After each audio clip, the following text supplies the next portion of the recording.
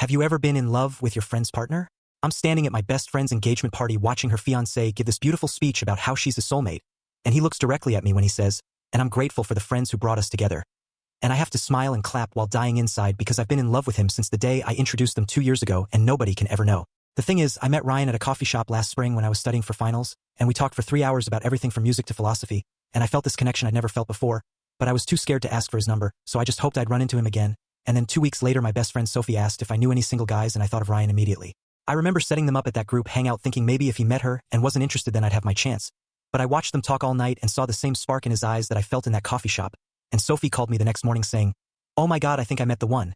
And I said, "That's amazing," while feeling my heart crack in half. For 2 years I've watched them fall deeper in love, been there for every milestone and anniversary, helped Sophie pick out her wedding dress last month, and the whole time I've had to bury these feelings so deep that sometimes I almost convince myself they're not real.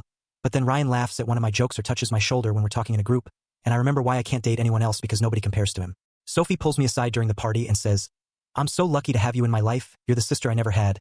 And she hugs me tight, and I hug her back thinking about how I'm the worst friend in the world for feeling this way, and Ryan joins our hug making it a group thing. And for 3 seconds I let myself imagine this is my engagement party before I push that thought away forever. I leave early claiming I have a headache, and on the drive home I finally let myself cry, and I realize that loving someone you can never have is its own special kind of torture.